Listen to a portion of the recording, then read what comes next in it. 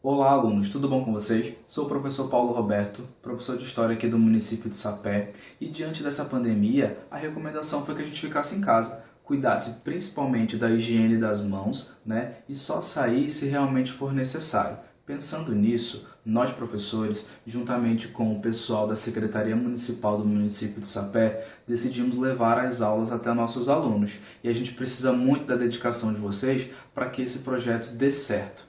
Mas antes disso, eu gostaria que vocês dessem uma olhada nesse vídeo e que vocês refletissem um pouco sobre ele. Os professores atravessam muita coisa quando querem ensinar. Atravessam distâncias diárias, atravessam trânsito ou falta de transporte, atravessam cansaço, resistências, barreiras. Usam o giz, usam o computador, usam a própria voz, usam o livro. Mas acima de tudo, usam a paixão que carregam no peito. E quando não podem mais atravessar distâncias, quando as portas estão fechadas, quando o sinal da escola não toca mais, os professores ainda atravessam. Atravessam todas as dificuldades que este momento traz. Enfrentam o desconhecido, o novo, e assim como ensinam, também aprendem. E tudo isso para chegar até seus alunos. Por eles, atravessam paredes, portões, enganam o espaço, rompem o tempo para continuar ensinando nas ondas virtuais, porque a paixão pelo ensino não pode parar. E ela é tão forte que os professores se superam uma vez mais. Obrigada a cada professor, a cada professora, por tantas travessias. Então, gostaram do vídeo? Bom, nós professores estamos dando o máximo de nós para que essas aulas cheguem a todos os alunos. Bom, pensando nisso, vamos para a nossa primeira aula. Essa primeira aula vai falar sobre introdução aos estudos da história. Eu, professor de História, sempre quando inicio minhas aulas no começo do ano, eu passo essa aula para todos os alunos do 6º até o 9º ano, tá? Então o nome do nosso assunto vai ser Introdução aos Estudos da História, ok? Bom, quando a gente fala em história, a primeira coisa que a gente se pergunta é: o que é história? Para que ela serve? Por que nós estudamos na sala de aula história? E essas perguntas são muito importantes, por quê? Porque a gente acaba tomando gosto pela disciplina quando a gente começa a ter respostas interessantes, respostas legais. E a história, ela pode nos trazer aí muitas informações para a nossa vida, para nos encher de conhecimento e fazer com que a gente tenha uma visão ampliada da nossa vida, nós como indivíduos, nós como pessoas, tá? Então vamos aqui. Bom, nesse primeiro slide aqui, a gente vai ter uma definição que nós já discutimos em sala de aula no começo do ano, mas eu gostaria que vocês lessem comigo. Bom, o que é história? É a ciência que estuda as ações dos seres humanos no tempo e no espaço, ou seja, tudo aquilo que o homem faz durante a sua vida, é o que a história vai buscar, é o que a história vai pegar informações, é o que ela vai tentar trazer aí todo o conhecimento para que as pessoas possam conhecer a si mesmas, E por isso que ela é tão importante. Vamos lá. A história permite entender a forma como as sociedades se organizavam, seus costumes, cotidiano e as mudanças de mentalidades. Ou seja, a história ela vai estudar os costumes das pessoas, dos povos, dos indivíduos e também o que? Ela provoca uma mudança de mentalidade. Quando a pessoa começa a conhecer a história, ela começa a mudar toda aquela ideia anterior que ela tinha para uma ideia ainda melhor. Tá? Diante disso, nós vamos ter os profissionais que trabalham com a história. E um dos mais importantes dele é o historiador, são os historiadores, são esses indivíduos que estudam, eles buscam aí informações através das fontes históricas, que são vestígios importantíssimos para ter o conhecimento, para que a gente possa obter o conhecimento histórico. Bom, vamos dar uma lida aqui, Os historiadores, estudam o passado das pessoas, dos povos e das nações, buscando entender melhor o momento presente. Eles escrevem sobre o passado utilizando as fontes históricas, foi o que eu falei, né? Eles vão lá buscar as informações em vestígios, né? Em objetos, em cultura, né? E eles são profissionais importantíssimos para produzir esse conhecimento histórico. Vamos ver um pouquinho mais sobre ele.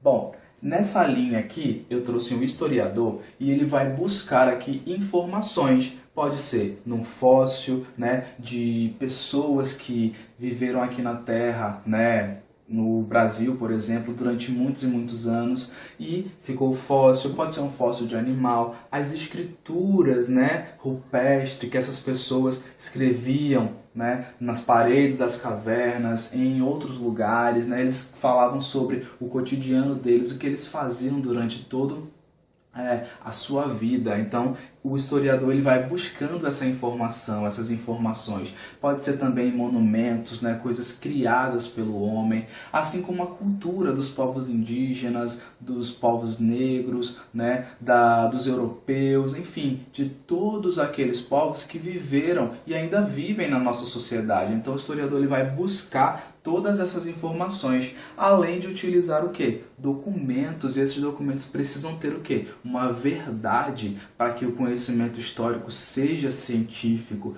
para que ele tenha uma verdade, né, naquilo que está escrito. Bom,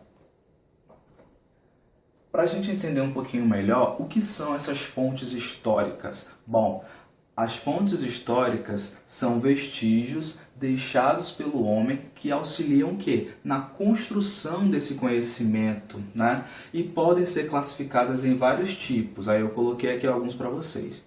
Fontes históricas escritas, visuais, materiais e orais. E essas materiais, elas podem ser classificadas também em materiais e não materiais. Aí eu vou mostrar agora alguns exemplos para que isso fique bem fixado aí na memória, na cabeça de vocês. Nós já vimos isso daí e a gente está revendo esse conteúdo.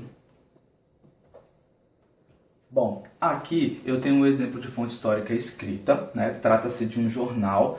E o que o historiador vai fazer? Ele vai buscar algumas informações nesse material. Por exemplo, datas, né? A 13 de maio de 1888, o que aconteceu? Então ele vai pegar esse documento e vai ler. Se a gente for ler esse documento, a gente vai ver que ele trata-se o quê? Da Lei Áurea, a lei, né, de 1888 que aboliu a escravidão aqui no Brasil. Então, o jornal ele vai ser um tipo de fonte histórica escrita, assim como revistas, livros, cadernos, diários, cartas, tudo isso aí pode ser exemplo de quê? De fonte histórica escrita.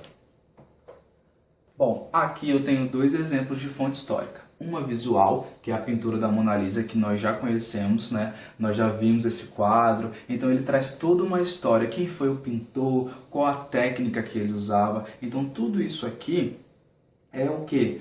É uma forma de você ter, né, um meio pelo qual você vai ter uma informação através da questão visual. Você vai ver, você vai enxergar toda a história que o autor, né, que o criador, que o pintor quis trazer para as pessoas, né, para a qual ele pintava. Bom, aqui a gente tem uma fonte histórica material. Trata-se de um ferro antigo, né? E quando era utilizado? Há muito tempo atrás. Bom, hoje em dia a gente utiliza ferros elétricos, né, cheio de modernidade. Então percebam que os objetos eles também trazem aí informações interessantes para a gente. E agora eu vou dar um exemplo de uma fonte histórica que os historiadores adoram, eles gostam muito, que é essa daqui. As fontes históricas orais, né? A fonte oral, ela é muito importante, os historiadores gostam delas, por quê? Porque a gente vai começar, né, a conversar, a gente faz entrevistas. Aí eu trouxe dois exemplos bem legais aqui para vocês, ó. Uma idosa, né, uma senhora, sendo entrevistadas por alunos, e aqui um senhor sendo entrevistado por uma repórter. As fontes históricas orais, né, elas nos trazem tantas informações importantes e pessoas idosas, né, elas têm um conhecimento muito grande. Então aproveitem esse momento que vocês estão em casa e converse com seu avô, converse com a sua avó. Eles têm tantas informações que vocês nem imaginam o quanto é bom conversar, o quanto é bom entrevistar. Podem fazer isso daí que vocês vão gostar.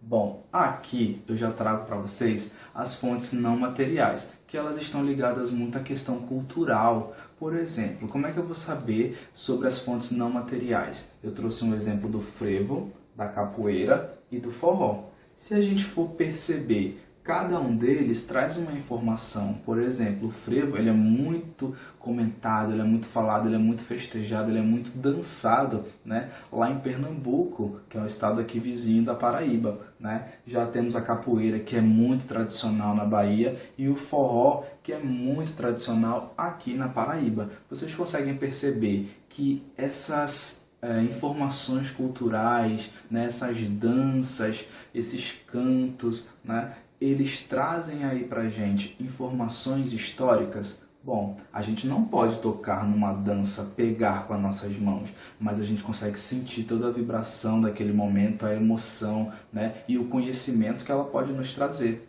Então, isso daí é cultura não material, ok? Bem, quem é que faz a história? Quem são os indivíduos da história? Isso é uma pergunta que a gente faz sempre, né? E nós vamos ter quem? Nós, né? Nós, seres humanos, o negro, o branco, o indígena, nós construímos a história. A cada momento da nossa vida, a gente tem ações, né? Lembra lá no começo que a história ela vai estudar essas ações? Quais ações são essas? Tudo aquilo que o homem faz, né? Tudo isso aí pra gente é história, é importante, é conhecimento e é saber. Ok? Agora, vamos pegar um pouco do que a gente aprendeu e vamos fazer um exercício bem fácil e tranquilo. Me acompanhe.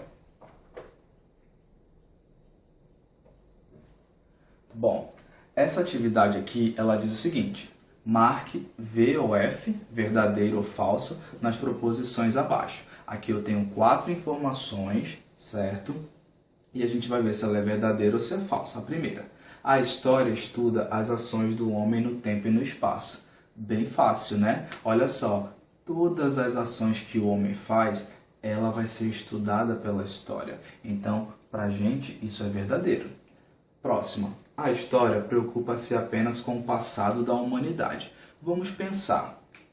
Só o passado é importante? Claro que não. Nós temos o presente, que é importante, e o futuro também.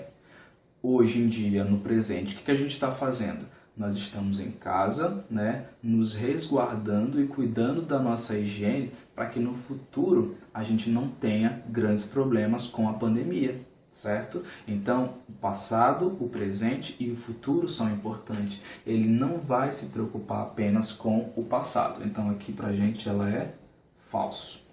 Cartas, livros e revistas são fontes históricas escritas. Olha aí, em cartas, livros e revistas tem texto, tem escrituras, tem informações? Claro que tem. Então aqui elas também vão ser escritas, então é verdadeiro, ok? Os documentos históricos precisam apresentar o quê? Um conteúdo verdadeiro.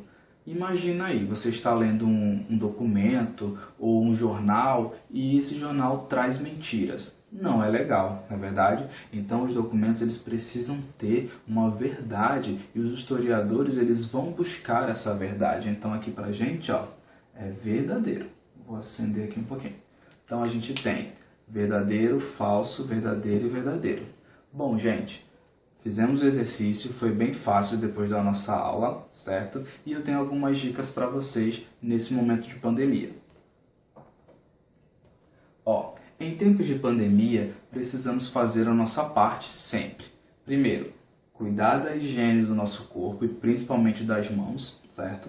Ficar em casa e só sair em caso de necessidade, ou seja, não vai ficar saindo toda hora, né? Só se realmente for necessário. Você vai se proteger e vai proteger as pessoas que estão junto com você.